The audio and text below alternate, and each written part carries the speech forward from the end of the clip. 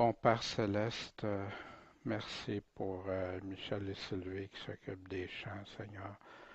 Puis, Seigneur, puisses-tu nous guider ce matin? On rouvre maintenant ta parole, Seigneur. Et c'est toi qui es notre nourriture.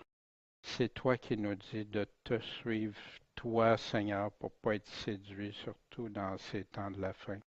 Fait que c'est à toi qu'on veut aller regarder, écouter, puis comparer, Seigneur. Puis c'est toi qu'on veut suivre de tout notre cœur. Seigneur, tu nous dis que ton premier plus grand commandement, c'est de t'aimer de toute notre âme, tout notre cœur, toute notre pensée, toute notre force. C'est ça t'adorer, Seigneur. Puis d'aimer notre prochain comme nous-mêmes, Seigneur. Et non pas adorer notre prochain, mais t'adorer toi en premier, puis ensuite aimer notre prochain, parce que toi, tu nous donnes ce véritable amour qu'on a tant besoin, Seigneur, les uns envers les autres. Merci, Seigneur, et puisses-tu nous accompagner par ton Esprit Saint, en ton saint nom, Maître et Sauveur, Jésus-Christ. Amen. Bien, ce matin, on va continuer dans Matthieu, puis on va regarder les versets 23 à 28, qui est la suite de Seigneur, hein? Quand va arriver la fin? On va voir les signes ce matin, de la séduction si possible. On va parler des aigles, puis commencer à parler aussi du retour de Jésus-Christ comme les éclairs. Souvenez toujours cette question, hein? Dis-nous quand? Dis-nous, Jésus, toi, réponds-nous. Quand est-ce que ces choses vont arriver? Quand est-ce la fin? Puis quand ton avènement? La semaine dernière, on avait vu l'abomination de la désolation. Qu'est-ce que ça veut dire? C'est quoi? Comment ça va se dérouler? Puis qui va la faire, cette abomination-là? On a vu aussi que c'est le début de la grande affliction ou la grande tribulation qui est souvent appelée comme ça. On a vu des caractéristiques puis les actions que l'Antéchrist va faire. Dieu nous a tout donné ça. Il ne nous a pas caché. La colère versus la tribulation. Colère et tribulation, on ne peut pas changer les mots puis faire ce qu'on veut. Hein? On ne dit pas je suis en tribulation contre quelqu'un. Puis quand on vit des problèmes, on ne dit pas je vis de la colère à cause des situations. Ceux en Judée, fuyez quand vous allez voir ça, ça va commencer en Judée. On a vu aussi des contrastes entre Christ et l'Antéchrist. Celui qui va prendre position pour essayer de remplacer Christ et être contre Christ. On a vu aussi la relation avec le cinquième sceau de l'Apocalypse, la tribulation, les âmes. Hein? Jusqu'à quand, Seigneur, tu ne nous rendras pas justice? Puis j'avais mis des tableaux dont Eric m'a dit la semaine dernière, il y a beaucoup d'informations. Oui, il y en a beaucoup, mais c'est parce que je crois que quelqu'un qui veut comprendre les signes des temps, Dieu nous a tout donné. Puis en mettant ça en tableau synthèse, ça peut nous aider dans nos recherches. Puis moi, j'espère beaucoup, comme ceux qui écoutent sur Internet, qui ne font pas juste le visionner, soit sur YouTube ou sur le site, mais qui le téléchargent pour le garder, pour pouvoir l'examiner. Puis même s'ils ne sont pas d'accord, un jour, quand certaines choses surviendront, qui pourront dire ouais, c'est vrai, j'ai déjà entendu quelque chose, je vais aller vérifier, voir qu'est-ce qu'il y en est. Puis, vous pouvez douter de mes paroles, mais pas celles de Christ, de grâce. Et l'abomination, qui est une clé que Jésus nous donne pour comprendre plusieurs autres prophéties, parce que plusieurs endroits reviennent avec cette abomination, puis il va nous donner plein d'informations additionnelles qu'on a besoin. On a vu à date, dans les premiers versets de Matthieu 24, Jésus qui répond en question, attention des séductions. Il va y avoir des guerres, des rumeurs de guerre, des bruits de guerre, des famines en divers lieux, des pestes, des épidémies en divers lieux, des séismes aussi, des tremblements de terre. Mais il dit ça, c'est le début. Après ça, dans la phase 2, attention encore, il revient avec les séductions. Il nous dit que le péché, l'iniquité tellement se multiplier que l'amour va se refroidir. Mais il nous dit, le chrétien, persévérer. Ceux qui persévèrent jusqu'à la fin seront sauvés. Persécution, trahison qu'il va y avoir. Les gens, puis on a vu que l'Antéchrist aussi faisait des alliances avec les traîtres de l'Alliance. Le témoignage aux nations, l'Évangile qui va être répandu. Ce n'est pas automatiquement des conversions, mais l'Évangile va être répandu, va être connu. L'abomination qui va se commettre, qui est le départ de la grande tribulation. Mais une des plus grandes séductions modernes pour les chrétiens, il n'y aura pas de tribulation pour le chrétien parce que tu vas être enlevé avant. On va voir ça la semaine prochaine. On va l'examiner ce que Jésus dit vraiment. Mais comment tu peux dire ça quand tu sais qu'il y a un chrétien sur 9 qui expérimente une grande persécution et tribulation pour leur foi en Jésus-Christ? Un sixième de ça sont en Afrique. Un tiers, encore plus pour les chrétiens d'Asie, de ce 1/9-là, c'est les proportions. La Corée du Nord est en haut de la liste depuis plus de 18 ans, qui sont au sommet de ceux qui persécutent les chrétiens. L'Algérie a le plus grand pourcentage d'augmentation de persécution contre les chrétiens. C'est un pays qui est en augmentation de persécution. Les fédérations russes et le Maroc qui reviennent de nouveau sur la liste. En Russie, la Chine aussi, qui était presque arrêtée, puis ça redébute. L'oppression islamique qui nourrit 8 des 10 plus grands persécuteurs, selon la liste de Open Door, porte ouverte, que je vous invite à regarder. Le Pakistan et le Nigeria détiennent le record de plus grande violence contre les chrétiens, suivi de la République centrale d'Afrique. Wow! L'Irak et la Malaisie ont démontré une amélioration depuis l'an dernier, un petit peu moins, fait que ça peut s'améliorer. Il y a plus de chrétiens martyrisés au 20e siècle, ça s'en va en amplifiant toujours, que pendant tous les siècles précédents. Fait qu'il y en a qui affirment, oh, il y en a toujours eu, ça fait juste des siècles. Il y en a, la comptabilisation est énorme. Ça s'en va toujours en augmentant. Exemple, en 2015, seulement au nombre des tués officiels, ça on ne connaît pas tous ceux, les pays qui cachent les statistiques, il y a eu plus de 5000 chrétiens qui ont été tués une année. Puis autrefois, c'était en 2014 seulement, c'était à peu près à moitié moins. Puis avant, c'était beaucoup moins. Fait que ça s'en va en amplifiant, en étant. Fait que comment pensez-vous que les missionnaires qui vont là, ou ceux qui prêchent l'Évangile, peuvent arriver et leur dire, ben, vous ne connaîtrez pas de la grande tribulation. Jésus va venir vous sauver avant, il ne vous laissera pas souffrir. Il vous aime, et tout ça, fait qu'il ne permettra pas tout ça. Qu'est-ce que tu leur dis? Vous savez, en Chine, les missionnaires, les missionnaires ont été rejetés de la Chine par les membres d'Église parce qu'ils leur prêchaient qu'ils ne vivraient pas. Dieu était pour les bénir, les protéger, ils les aimaient, puis tout ça, fait qu'il ne leur arriverait rien.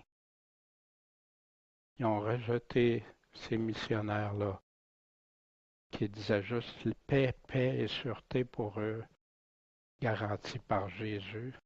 Mais c'est pas quand tu lis les Écritures, c'est pas ça. C'est pour ça que ça ne plaît pas aux gens. Les gens n'aiment pas ça, entendre ça. Il y a mieux des choses bien agréables.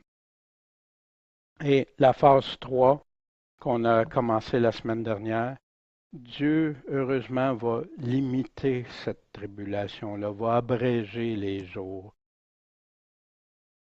Il nous dit aussi de prier pour que les circonstances soient plus favorables, pas pendant l'hiver, pas pendant des femmes enceintes, etc.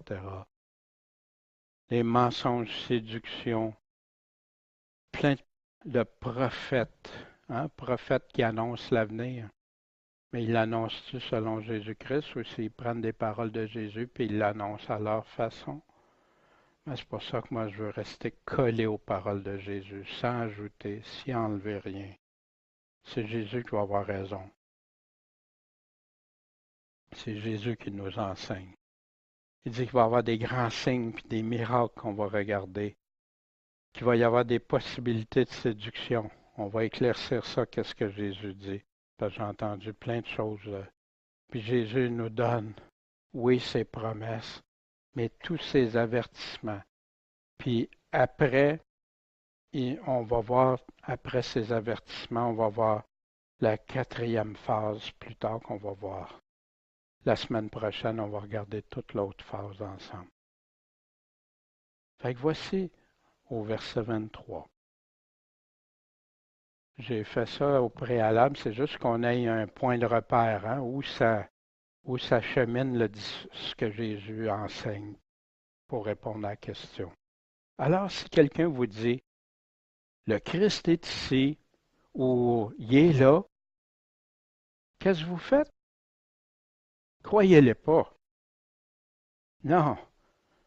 Mais pourquoi que des chrétiens pourraient croire qu'il est ici, qu'il est là? Parce que de faux Christ, puis des faux prophètes, des personnes qui annoncent la fin des temps, s'élèveront et feront quoi? Des grands signes. Quelque chose de wow! Wow! Même un chrétien peut être ébranlé. Wow! C'est juste la puissance de Dieu qui peut faire ça. Et des prodiges. C'est quoi des prodiges? C'est dur aujourd'hui de trouver des prodiges, parce que tout est extrême, tout, il n'y a plus grand-chose qui nous surprend. Mais là, il va y avoir quelque chose qui va surprendre des personnes croyantes. Puis, pourquoi qu'ils vont faire ça? Pour séduire les élus même, s'il était possible. J'ai mis en rouge ici, il était. Parce que si vous avez une Bible qui donne les paroles, ces paroles-là devraient être en italique, comme dans la Osterwald, c'est en italique. Comme dans la Martin, c'est en accolade. Comme dans la King James, c'est en italique, etc. Les Bibles qui placent ça comme ça, parce que c'est des mots qui ont été ajoutés dans le texte. Mais on va regarder ça ensemble. Pour séduire les élus, même s'il était possible. Regardez ici, j'ai pris comme là la Louis II, ça vient de Bible Online, qui a les codes Strong que tu peux placer. Fait que j'ai enlevé les autres juste pour faire une compréhension. S'élèvera, c'est un verbe.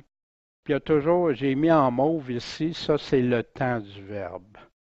C'est ça qui fait que, c'est-tu élevé, élèveront, élèvera, ben ça nous donne le temps du verbe.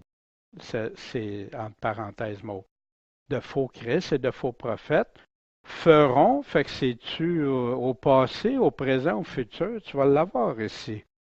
De grands prodiges et des miracles au point de séduire. Séduire, Bon, on a le temps encore là du verbe. Là, il y a un s'il, le si. Ça, 1487, c'est le mot si en grec. Ça vient du code du Strong, toujours. Il était possible, même les élus. Fait qu'ici, si possible. Vous retrouvez qu'il n'y a rien d'autre. On va le voir, vous allez voir.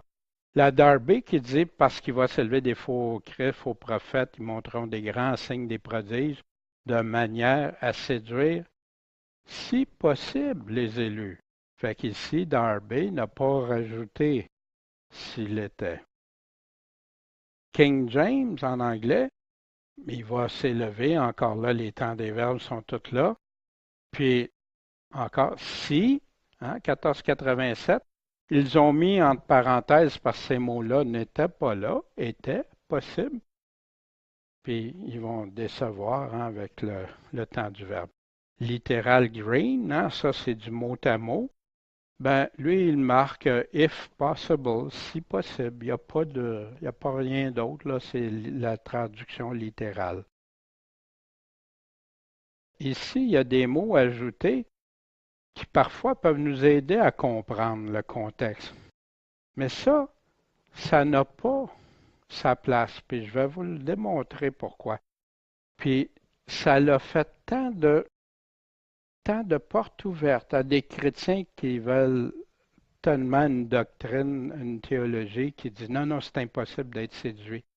Alors qu'on va voir que le Nouveau Testament nous dit le contraire, puis que Jésus même nous affirme le contraire. Fait, pourquoi rajouter des termes là? Les mots absents qui ont été ajoutés, car il s'élèvera dans Matthieu 24. On voit ici, si, le 1487, il était, il n'y a rien, possible, on a le mot ici. Puis les mots présents, quels sont les véritables mots présents? Ici, j'ai pris Marc 1435, excusez. Puis ayant fait quelques pas en avant, il se jeta contre terre et pria que s'il était possible, cette heure ne s'éloigne de lui. Vous vous souvenez quand Jésus priait? Mais ici, dans le texte, quand il y a le mot il était, c'est le numéro 2076 avec le temps du verbe. Mais ici, où vous les trouvez, ces mots-là? Il n'y en a pas. C'est ceux qui ont fait la traduction, qui ont décidé de mettre ça là. Parce que non, tu es élu, c'est impossible que tu sois séduit. Ça va avec cette doctrine-là. Mais c'est la Bible, on va voir ce que Jésus nous dit à ce sujet-là. C'est des mots ajoutés sans soutien aux mots originaux qui vont même provoquer le doute quant aux autres paroles de Jésus. La Bible se contredit jamais. La Bible est toujours claire. Mais quand les hommes osent ajouter des choses, ça peut nous induire. C'est pour ça que dans les versions de Bible, ils vont mettre, autrefois il y avait toujours ça, tous les mots ajoutés, c'est en italique ou en parenthèse ou autre. Aujourd'hui, c'est disparu beaucoup, ça. Il y en a encore qui le gardent, là. Fait que, ici, s'il y aurait le mot il était, il y aurait ces deux mots-là. Impossible d'être séduit selon Jésus. Prenez garde. À qui parle? Aux chrétiens, aux apôtres qui ont posé la question, qui voulaient savoir quand ça va arriver, puis tout. Prenez garde. Ça veut dire quoi, prenez garde? Puis il va nous revenir avec veiller, rester éveillé, prier, de ne pas être séduit. Pensez-vous que Jésus parle pour rien dire? De ne pas être séduit. Pourquoi? Parce que plusieurs vont venir en mon nom. Ils vont dire, c'est moi qui suis le Christ. Et le temps approche. Oui, tu vois, ça s'en vient tout de suite, là, bien, d'un moment à l'autre. Ne les suivez donc pas. Puis on va voir ça, Jésus, à partir de quand son retour va être imminent. Mais pas avant qu'on ait vu que les choses se soient établies. On va le voir. Paul aussi nous le confirme. Aucune séduction possible? Allons voir ce que Paul nous dit. On l'a déjà vu quand on a étudié le 2 Thessaloniciens. On l'avait vu aussi dans d'autres cours, les prophéties ou des études. Pour ce qui regarde l'avènement au singulier de notre Seigneur Jésus-Christ et notre réunion avec lui. Qu'est-ce que c'est l'avènement puis notre réunion avec lui? C'est-tu séparé, distinct? Hein? Puis, y a-tu mis notre réunion avec lui puis l'avènement ensuite? L'Esprit Saint, as-tu indiqué à Paul de... Non, hein? C'est ensemble.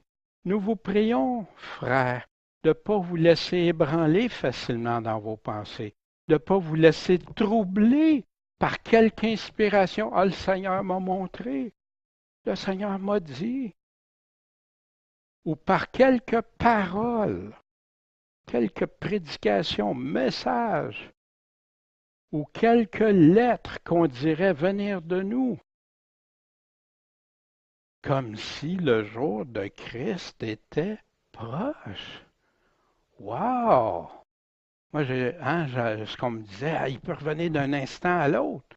Mais Paul, il dit pas ça. Mais Jésus non plus, quand on va regarder qu'est-ce que Jésus dit vraiment dans son contexte. Que personne vous séduise en aucune manière. La plupart qui vont citer ça vont partir ici. Que personne ne vous séduise en aucune manière, parce qu'il faut que l'apostasie soit arrivée auparavant, qu'on ait vu paraître l'homme du péché et le fils de la perdition. L'adversaire est celui qui s'élève au-dessus de tout ce qu'on appelle Dieu, qu'on adore, jusqu'à s'asseoir comme Dieu dans le temple de Dieu. L'abomination, se proclamant lui-même Dieu. L'abomination encore.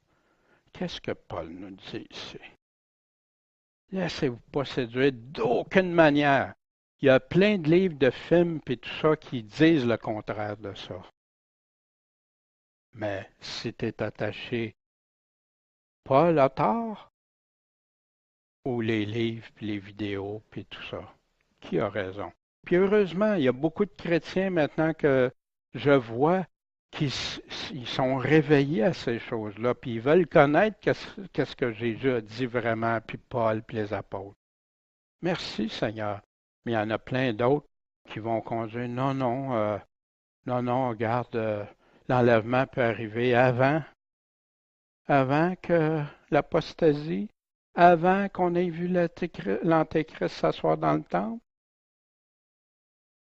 En tout cas, à moins que Paul se trompe, là. Hein? Mais non, c'est impossible. La parole ne se contredit pas. Paul dit comme Jésus a dit aussi. On va le voir plus tard. Impossible d'être séduit. Paul continue. Alors paraîtra l'impie que le Seigneur détruira par le souffle de sa bouche. Quand ça? À son avènement. L'apparition de cet impie aura lieu avec la force de Satan, avec toute puissance et des prodiges et de faux miracles. C'est exactement ce que Jésus est en train de nous dire. Paul le reformule, mais c'est exactement ça, avec toutes les séductions de l'iniquité, du péché, de l'injustice parmi ceux qui se perdent, parce qu'ils n'ont pas reçu l'amour, ils n'ont pas accepté l'amour de la vérité. Ils veulent les choses agréables, ils veulent les mensonges, ils veulent les fables. Mais jamais ils diront comme ça. Non, non, nous, on veut choisir ce qu'on lit dans la parole. Ça, quand c'est trop pour nous, on met ça de côté. On va voir ça, je vous avais parlé, on verra ça, le déni dans ça, pourquoi ça arrive. L'amour de la vérité, ça fait quoi pour être sauvé? C'est pourquoi Dieu va leur envoyer un esprit efficace d'égarement pour qu'ils croient aux mensonges, qu'ils croient aux fables, qu'ils croient aux choses juste agréables, afin que tous ceux qui n'ont pas cru à la vérité. Puis la vérité, c'est quoi? Jésus est la vérité. C'est lui, quand il parle, qui a raison. C'est lui la vérité, c'est pas le mensonge. Le mensonge, c'est ceux qui changent qu'est-ce que Jésus a dit, qui enlèvent, qui atténuent ou qui disent ça, non, non, c'est pas pour nous autres. Mais qui ont pris plaisir dans l'injustice soient condamnés. Wow! Seigneur, il nous le dit qu'à la fin, trouverai-je encore la foi quand je vais revenir? La vraie foi, le vrai chrétien, le vrai de vrai. Les séductions de la fin, la bête, opérait de grands prodiges jusqu'à faire descendre du feu du ciel sur la terre à la vue des hommes. Elle séduisait les habitants de la terre par les prodiges qui lui étaient donnés d'opérer en présence de la bête. Hein? Ce fameux faux prophète qui va être là, la deuxième bête qu'on appelle deuxième puissance, disant aux habitants de la terre de dresser une image à la bête qui, après avoir reçu le coup de mortel de l'épée, est encore en vie.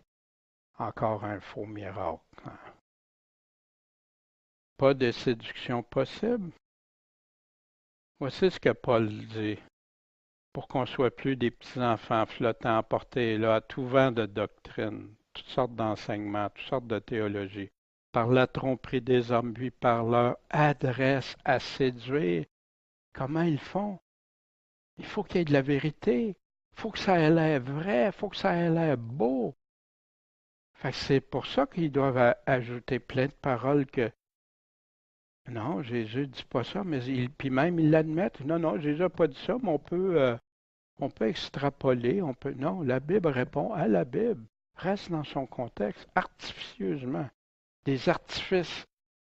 Personne ne veut croire un mensonge. Personne ne dit, ben moi, là, viens me séduire, là, puis emmène-moi dans la perdition. Que personne vous séduise. Comment ils peuvent séduire par des discours vains? C'est quoi les discours vains? C'est ceux qui ne savent pas les paroles mêmes de Dieu. C'est là que des vains discours, je peux rajouter plein de choses ou enlever plein de choses à la parole de Dieu. C'est la vérité? Non. C'est un vain discours. C'est à cause de ces choses que la colère de Dieu vient sur les enfants rebelles. Hein? On l'a vu souvent, ce passage-là. Prenez garde que personne ne vous séduise. Fait que s'il était possible d'être séduit, tu vois, c'est impossible d'être séduit. C'est ça? Prenez garde que personne ne vous séduise. Comment? Par de la philosophie.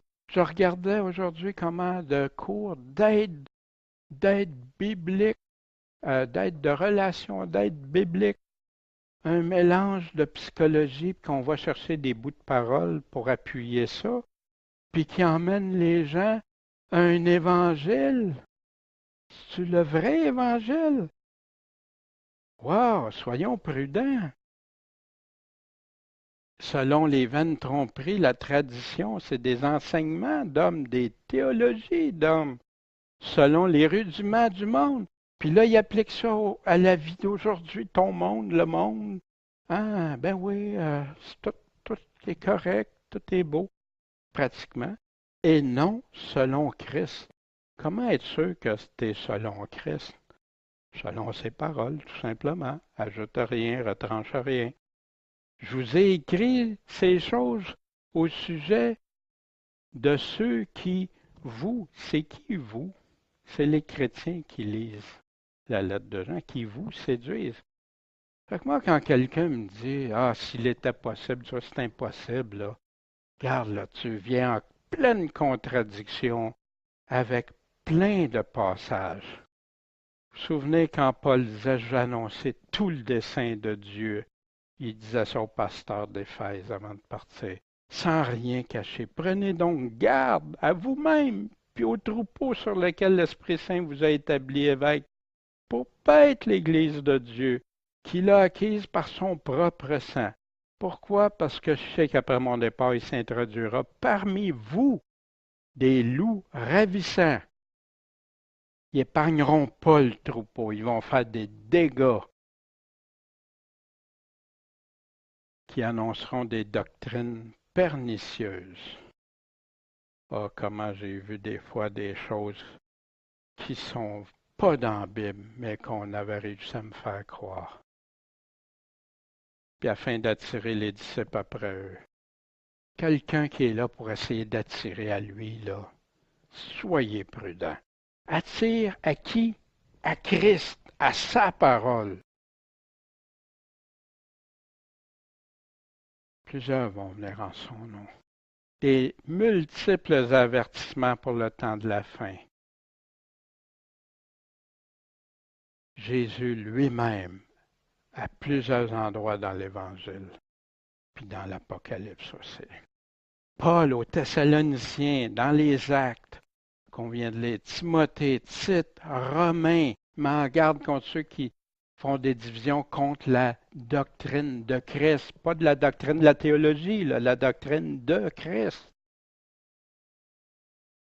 Timothée, Tite, Romains, Corinthiens, Colossiens, les Galates, les Éphésiens, etc.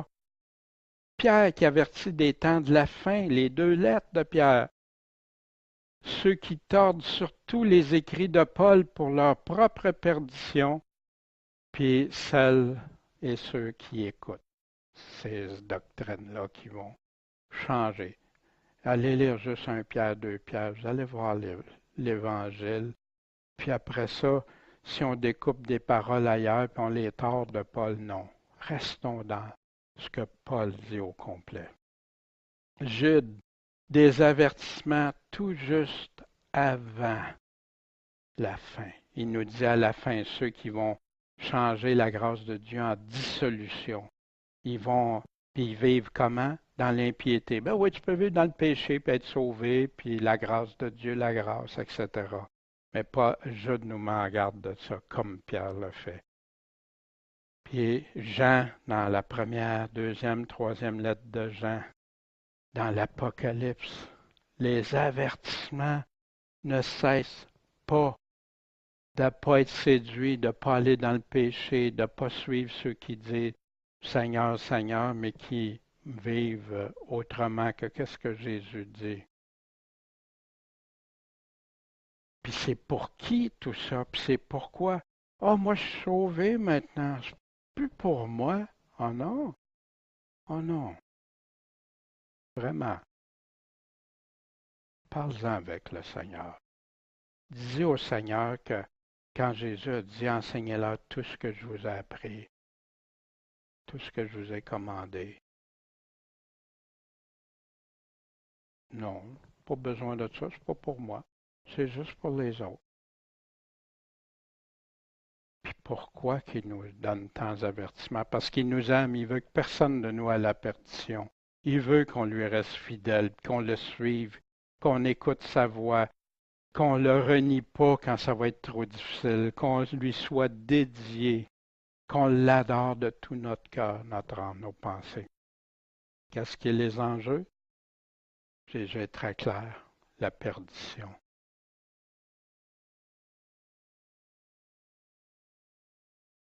Qui a autorité pour répondre à la place des paroles de Jésus, à la place des paroles de Dieu? Regardez Dieu quand il parlait à Job. Alors l'Éternel répondit à Job au sein de la tempête. Hein? Ça va pas bien pour Job. Hein? Qui est celui qui obscurcit mes plans par des discours sans science, sans connaissance? Qui fait ça? Ceins donc tes reins comme un homme vaillant. Prépare-toi, là. Puis je vais t'interroger, puis tu vas m'instruire. Voyez-vous, ça arrive aujourd'hui, c'est incroyable. C'est les hommes qui disent à Jésus que Jésus, c'est pas ça vraiment. Qu'on peut diminuer ce que Jésus a dit, ou c'est pas pour toi, c'est pas pour nous autres. Wow! On va instruire Jésus, on est plus intelligent que Jésus.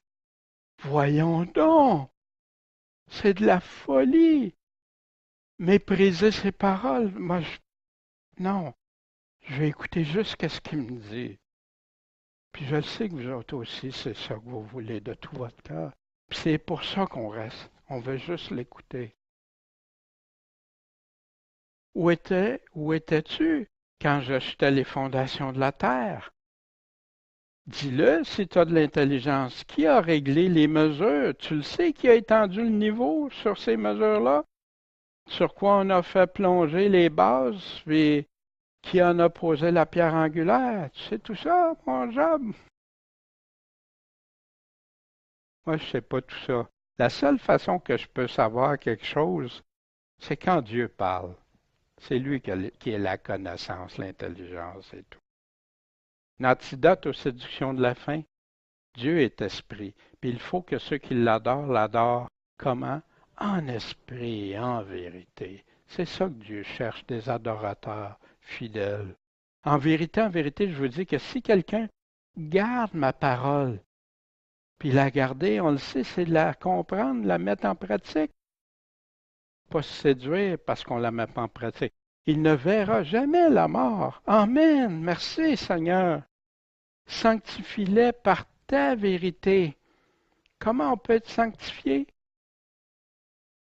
Par la vérité. Mais laquelle? Celle de Dieu. Ta parole est la vérité. Jésus il dit, je suis le chemin, la vérité et la vie éternelle. Wow! Est-ce de lui qu'on se nourrit? Est-ce qu'on fait confiance à n'importe qui pour notre éternité? Ou à Jésus? Et vous connaîtrez la vérité, et la vérité vous affranchira, te rendra libre de quoi? Du mensonge. Tu te vas rendre affermi. C'est ce que c'est quand tu es affranchi, hein? Tu es libéré, les esclaves qui étaient délivrés. Puis un antidote face aux séductions de la faim, Paul nous en donne. Nous en donne. Elle est toujours actuelle depuis 2000 ans. Revêtez-vous de toute l'armure de Dieu afin que vous puissiez tenir ferme. Mais tenir ferme contre quoi? Les artifices du diable. Vous voyez tantôt par des paroles artificieuses. Les artifices, le diable peut nous envoyer toutes sortes de choses, nous. Waouh, waouh, waouh, tu sais. Ou nous détourner, mettre un écran de fumée ou n'importe quoi. Car ce n'est pas contre la chair et le sang qu'on a à combattre, mais contre les principautés, les puissances, les princes des ténèbres de ce siècle, contre les puissances spirituelles de la méchanceté dans les lieux célestes. Il y a beaucoup de chrétiens qui ne croient même plus à ça. Hein? Non, non, nous autres, on est. Puis, on n'a rien à voir avec ça. Pardon? Paul se serait trompé encore. Incroyable. Vous savez, quand je parle comme ça, je crois fermement à la Bible. Puis c'est depuis que je crois fermement à la Bible que plein de choses se sont enlevées, des théories que j'avais compris, lues dans plein de livres, puis tout ça, ou entendu certains messages des fois. Puis non. C'est pourquoi, pour faire face à ça, prenez quoi? Toutes les armes de Dieu. Puis toute l'armure de Dieu, toutes les armes, puis il va nous les expliquer afin que vous puissiez résister quand? Dans le mauvais jour. Puis qu'ayant tout surmonté dans le mauvais jour, vous restiez, vous demeuriez ferme. Donc, soyez ferme. Il nous le répète, ferme, ferme, ferme. Puis il commence donc par le premier équipement. Le premier équipement que Paul nous dit pour quelqu'un qui veut tenir ferme, qui veut avoir le vrai combat, le bon combat, puis pas pour que ça soit en vain. Vos reins saints de la vérité. Il y a certaines versions qui vont dire une ceinture de vérité, mais c'est être saint, c'est ça qui me tient debout. C'est ça qui m'aide, puis qui supporte tous les autres armes aussi. Revêtu de la cuirasse de la justice.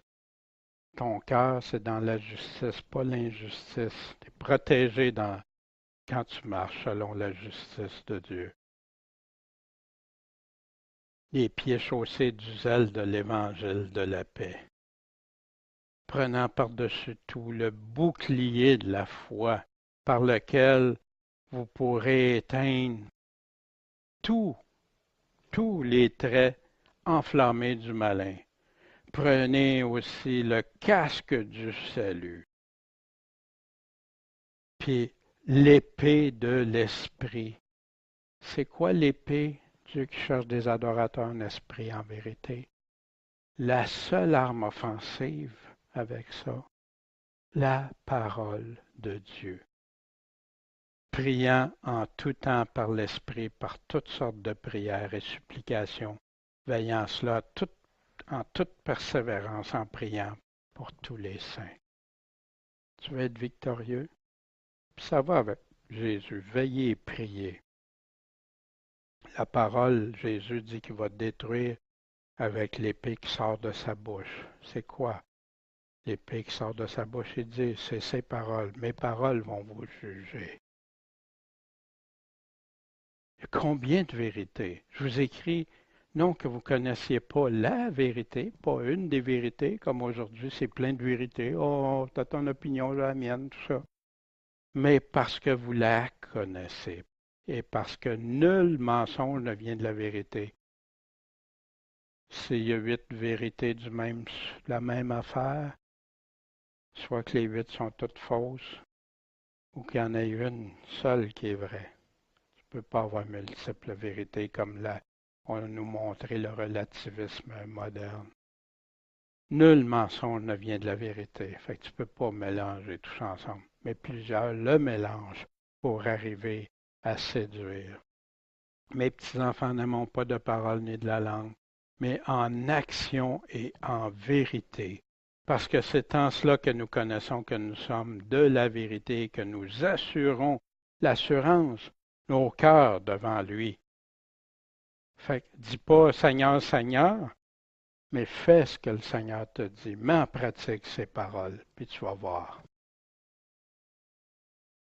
Nous sommes de Dieu. Celui qui connaît Dieu nous écoute. C'est qui le nous que l'apôtre est en train de parler ici?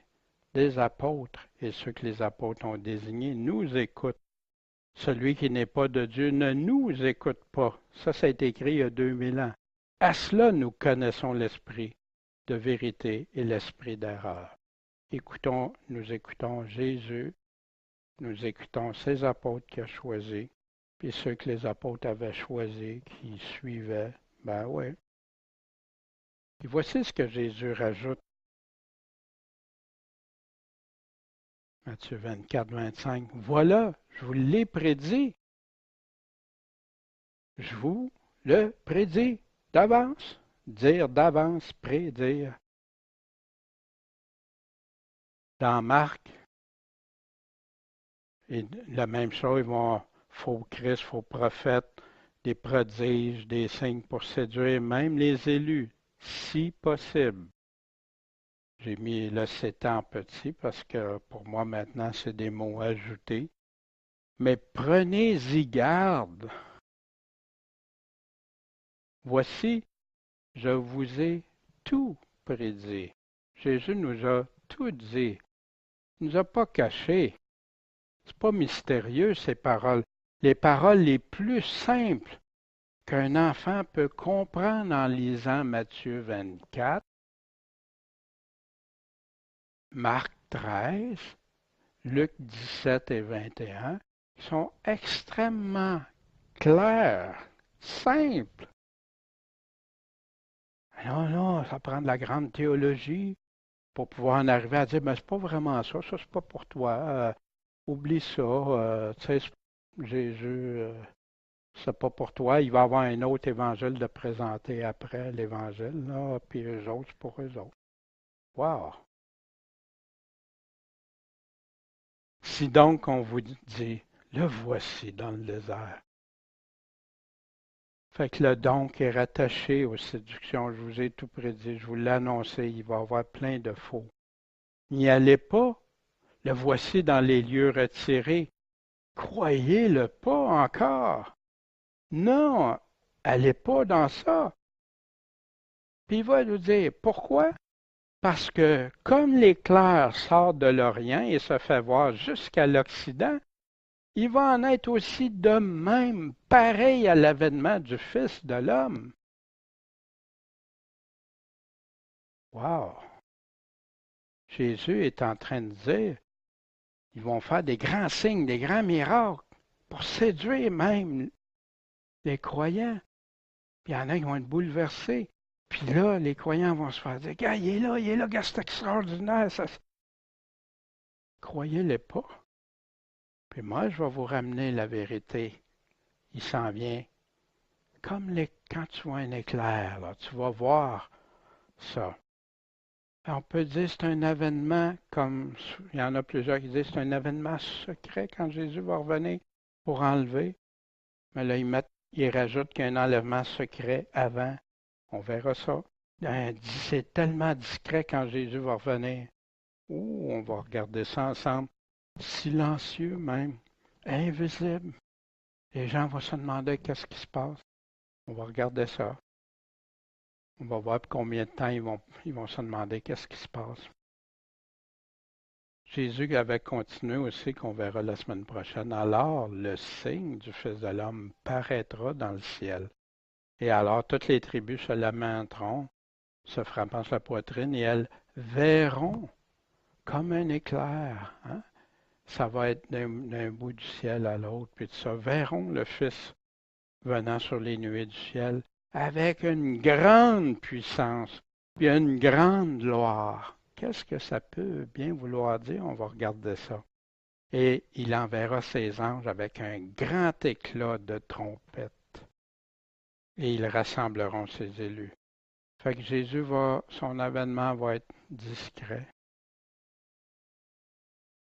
Et puis là, il va continuer. Car où sera le corps mort? Là va s'assembler les aigles.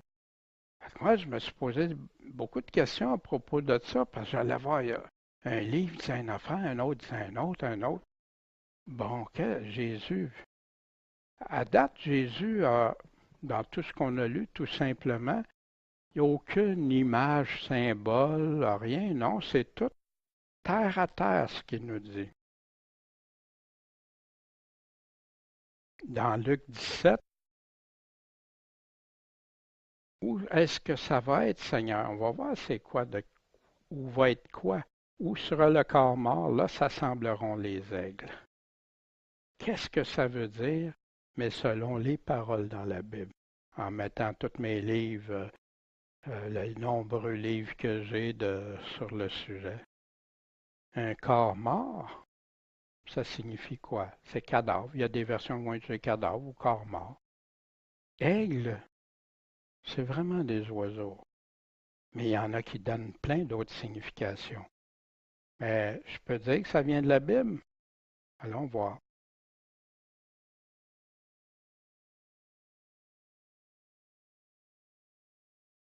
Est-ce sur ton ordre que l'aigle s'élève et qu'il place son aire sur les hauteurs? Vous vous souvenez tantôt Dieu qui posait la question à Job? Puis ça, c'est plus loin, il continue, il y a toute une série de questions. Il habite sur les rochers, il se tient sur la dent des rochers, sur les lieux inaccessibles. De là, il découvre sa proie, et ses yeux le voient de loin. Ses petits sucent le sang, et partout où il y a des corps morts, il s'y trouve. La Bible le dit, c'est ça hein, où il va y avoir les corps morts, mais quels vont être ces corps morts-là? Ou ce corps? Apocalypse 19 nous répond. Il était vêtu d'un manteau teint de sang et son nom s'appelle la parole de Dieu. Qui ça peut être? Les armées qui sont dans le ciel vêtues de fin lin blanc et pur le suivaient sur des chevaux blancs. Il sortait de sa bouche une épée tranchante pour frapper les nations, car il gouvernera avec un sceptre de fer, il foulera la cuve du vin de la colère et de l'indignation du Dieu Tout-Puissant. On veut savoir la colère de Dieu, on l'a ici. Et sur son manteau, sur sa cuisse, il portait ce nom écrit. Roi des rois, hein, qu'on a chanté ce matin, Seigneur des seigneurs. Je vis un ange qui se tenait dans le soleil et qui criait d'une voix forte à tous les oiseaux qui volaient par le ciel, venez, assemblez-vous pour le festin du grand Dieu. Mais c'est pourquoi qu'ils vont s'assembler? Parce que c'est plein de corps morts. C'est plein, rempli à l'Armageddon. Continue. Pour manger la chair des rois, la chair des capitaines des puissants, la chair des chevaux, de ceux qui les montent, la chair de tous, libres, esclaves, petits et grands. Et je vis la bête et les rois de la terre et leur armée, assemblés pour faire la guerre à celui qui était monté sur le cheval et, et à son armée. Mais la bête fut prise, elle et le faux prophète, qu'on a vu tantôt, qui devant elle avait fait des prodiges par lesquels il avait séduit ceux qui avaient pris la marque, la bête, plus grande séduction, qui avait adoré son image, et tous deux furent jetés vifs dans les temps de feu brûlant dans le soufre. Et tout le reste fut tué par l'épée qui sortait de la bouche de celui qui était monté sur le cheval, et tous les oiseaux furent rassasiés de quoi de leur chair. Là où sera le corps mort. Y a-t-il de la confusion? Ça vient, ça, d'Ésaïe. Approchez. Qui? Nation. Pour écouter. Et vous, peuple, soyez attentifs. Que la terre écoute tout ce qu'elle renferme, le monde avec tout ce qu'il produit. Pourquoi? Parce que l'Éternel est irrité contre toutes les nations. Il est courroucé contre toute leur armée. Il les a voués à l'interdit. Wow, ça c'est destruction. Et il les a livrés au carnage. Leurs blessés à mort sont jetés dehors. Les cadavres exhaleront l'infection. Pas des belles paroles, hein? Mais la colère de Dieu, il y en a qui pensent que c'est des... Non, non, la colère de Dieu, c'est lui le créateur, l'auteur de tout. Puis on se moque de lui, on le rejette, on persécute ceux qui croient en lui. Dieu va prendre le contrôle. Il l'a dit qu'il revenait. Les montagnes ruisselleront de sang, de leur sang. Et toute l'armée des cieux se fondra, les cieux seront roulés comme un livre et toute leur armée tombera. C'est quand ça? Sinon à la fin. Comme tombe la feuille de la vigne, comme la feuille morte du figuier, car mon épée est enivrée dans les cieux, voici elle va descendre sur Édom, sur le peuple que j'ai voilé interdit pour faire justice. L'épée de l'Éternel est pleine de sang, elle est couverte de graisse, du sang des agneaux et des boucs, la graisse des reins. En passant, quand on voit Jésus, sa robe teintée de sang, moi, on m'avait dit, ben, c'est pour le salut quand il a versé son sang. Non, c'est à cause de ça. C'est la cuve de vin de colère. Wow! Car l'Éternel a fait un sacrifice à Bothisra, une grande tuerie. Avec eux tombent les bœufs, etc. Car c'est le jour de la vengeance, la justice de l'Éternel, l'année de la rétribution pour faire droition. Ça, c'est dans Ésaïe 34. Et voici Ézéchiel. Et toi, fils de l'homme, ainsi a dit qui? Le Seigneur l'Éternel. Dis aux oiseaux de toute espèce, à toutes les bêtes des champs, assemblez-vous, venez, réunissez-vous, assemblez-vous, réunissez-vous de toutes parts pour le sacrifice que je fais pour vous, un grand sacrifice sur les montagnes d'Israël, en plein l'Armageddon encore. Vous mangerez de la chair, vous boirez du sang, vous mangerez la chair des héros, etc., des princes, et tout ça. Puis jusqu'à vous enivrer, puis il va y avoir de la hauteur, du sang terrible. Puis vous serez rassasiés. Là où le corps mort, là s'assembleront les ailes. Qu'est-ce qui va se passer? Vous vous souvenez tantôt dans Luc 17, quand il demandait, ben, qu'est-ce qui va se passer? Qu'est-ce que c'est? Où est-ce que ça sera? Il disait, et de même que celui qui est au champ revienne pas en arrière. Souvenez-vous de la femme de Lot. Quiconque cherchera à sauver sa vie la perdra. Peut-être qu'il peut la perdre. Non, Jésus dit, si ta vie présente est plus importante, tu as passé la foi en moi, tu vas la perdre. Et quiconque la perdra, la retrouvera. Je vous dis qu'en 7 nuits, de 2 personnes seront dans un même lit, une va être prise, l'autre laissée. 2 femmes moudront ensemble, une prise, l'autre laissée. 2 personnes vont être au champ, l'une va être prise, l'autre laissée. Et répondant, ils lui dirent, où ça va être, Seigneur? Où ça va se passer, ça? De quoi qu'il est en train de parler? Des versets que des gens, que les chrétiens disent, ben ça va être au retour de Christ, à l'enlèvement. Hein, l'enlèvement n'a pas eu lieu avant? Où ça va être? Là où le corps, puis il répond, où est-ce que ça va être? Où sera le corps mort? là vont s'assembler les aigles. Fait que pour ceux qui croient que l'enlèvement c'est avant, il y a un petit problème ici si je reste dans le contexte des paroles de Jésus. Est-ce que ça va pour ça? Est-ce que c'est clair? Alors, voici pourquoi qui nous disait tout ça, là, va être le corps mort, puis tout ça. De quoi qu'il est en train de dire? Ben, si on vous dit le Christ est ici et là, il va y avoir des faux Christ, faux prophètes, puis ils vont faire des grandes choses pour séduire les élus même, si possible.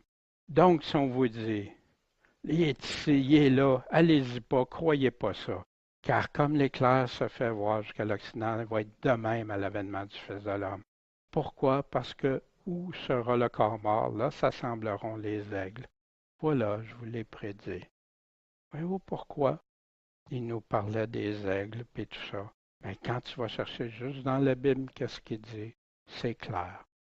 Il y a une autre interprétation que j'ai hésité beaucoup longtemps avec les aigles qui pouvaient vouloir dire des ennemis aussi, parce que la Bible dit comme des aigles, il va souvent parler de certains ennemis.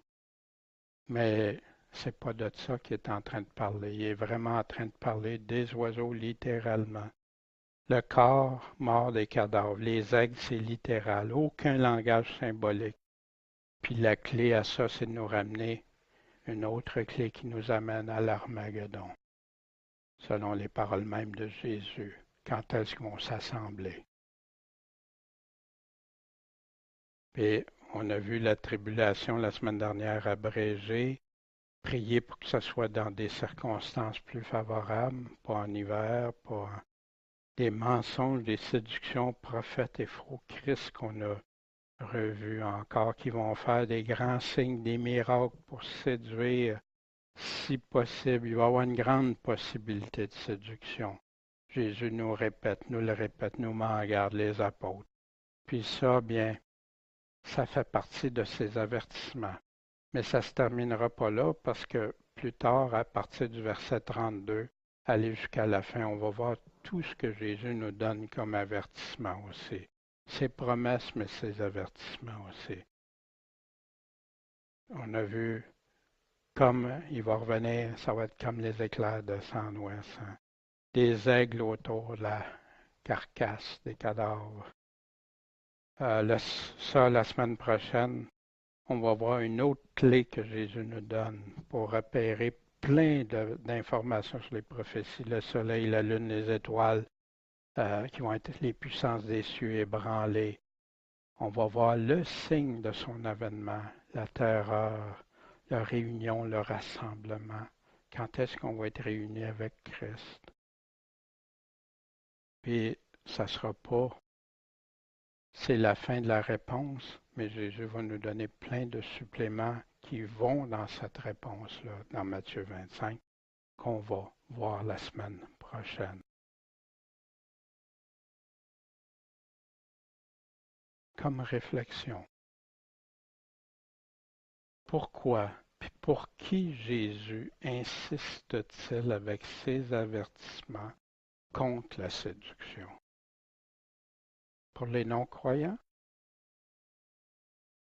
Pour les croyants. Puis pourquoi? Parce qu'il veut qu'aucun périsse. Aucun. Mais que tous en viennent. Puis les deux choses que Dieu, à toutes les fois qu'il y a des avertissements, c'est soit pour ceux qui veulent dire je suis toujours pécheur, je vais toujours vivre comme un pécheur, puis je continue à pécher, je suis justifié dans ça. Ceux qui tournent la grâce de Dieu en dissolution. Puis l'autre, c'est le mensonge, les séductions. Il dit même la colère de Dieu vient ça. Ceux qui veulent ça, parce que c'est un Dieu qui veut qu'on l'adore comment? En esprit et en vérité. Puis que va falloir une fable? Pas obligé de croire ce que je te dis, mais regarde ce que Jésus dit. Ton salut, tu le mets dans les mains de qui? Qui va te défendre devant le Seigneur? Puis essaie pas de prendre juste des bouts de parole qu'il a dit, puis va voir ce qu'il te dit, qu'est-ce que c'est vraiment croire. Si tu me crois, tu es mon disciple, tu portes ta croix. Si tu me renies, je vais te renier. Si tu pardonnes pas, je te pardonnerai pas. Wow!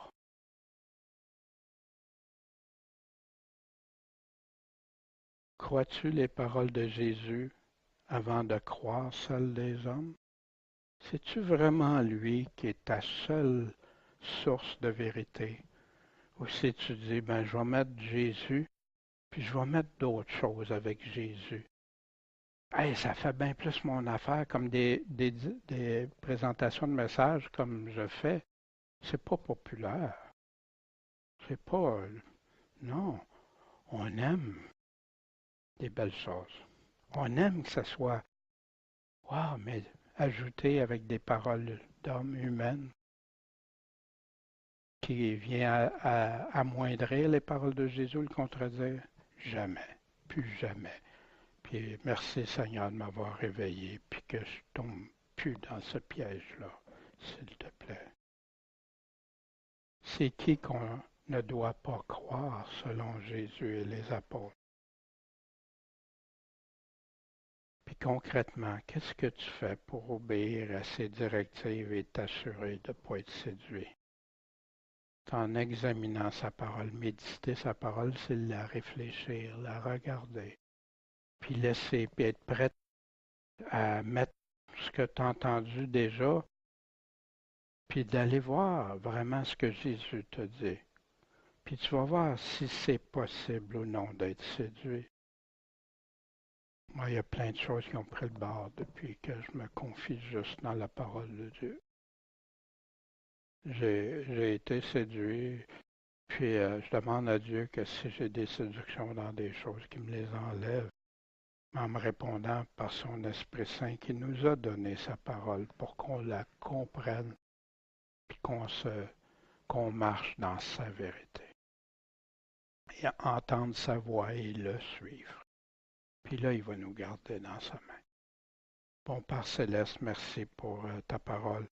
Puisses-tu bénir tes paroles, Seigneur, qu'elles résonnent dans nos cœurs, puis qu'on te soit de véritables chrétiens dédiés, sans tiédeur, sans se croire riches, puis mettre de côté toutes tes paroles, mais au contraire, de vivre de tes paroles, de se nourrir de toi. Merci, Seigneur, et accompagne tous ceux qui écoutent sur Internet, Seigneur. Accompagne-le, dirige-le, et que ta vérité se manifeste à chacun de nous. En ton nom, Jésus, Maître et Sauveur. Amen.